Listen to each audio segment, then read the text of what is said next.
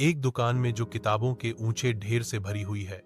धुंधली रोशनी में धूल के कण नाचते हैं जो मौन अराजकता को रोशन करते हैं। घिसे पिटे काउंटर के पीछे बूढ़ा मालिक बैठा है।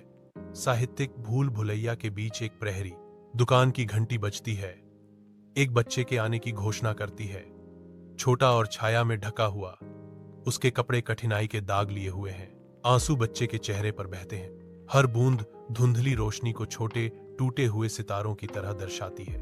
उसकी आवाज मुश्किल से एक फुसफुसाहट दुकान की शांति को भेदती है। मुझे भी किसी को मारना है। बूढ़ा मालिक ऊपर देखता है। उसकी नजर बच्चे से मिलती है। हवा में एक मौन सवाल भारी लटका हुआ है। दुकानदार मुड़ता है।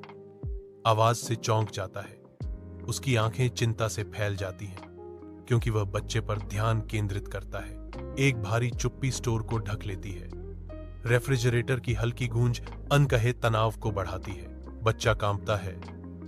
उसका छोटा सा शरीर दबे हुए भाव से कांप रहा है।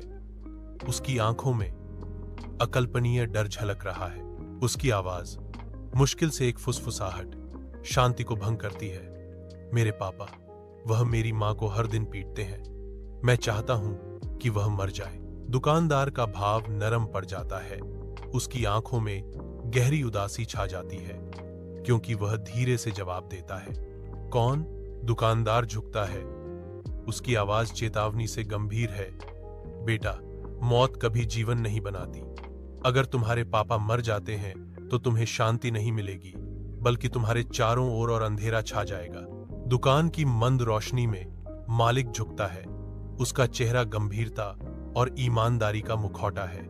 एक बच्चे की आंखें चमकती हैं जो दुकानदार के शब्दों के भार को सोखते हुए बिना आंसुओं से भरी हैं। कभी कभी सबसे बड़ा बदला जीना और मजबूत होना है, दुकान के मालिक कहते हैं। उनकी आवाज नरम लेकिन दृढ़ है, भारी मन से। बच्चा मुड़ता है और धीरे धीरे निकास की ओर चलता है। प्रत्येक कदम नए दृढ़ संकल्प के साथ मापा जाता है। दुकानदार बच्चे को जाते हुए देखता है। उसका भाव चिंता और गहरी करुणा का एक जटिल मिश्रण है। दरवाजे के ऊपर की घंटी धीरे से बजती है क्योंकि बच्चा रात में गायब हो जाता है, जिससे दुकान का मालिक चिंतनशील चुप्पी में रह जाता है।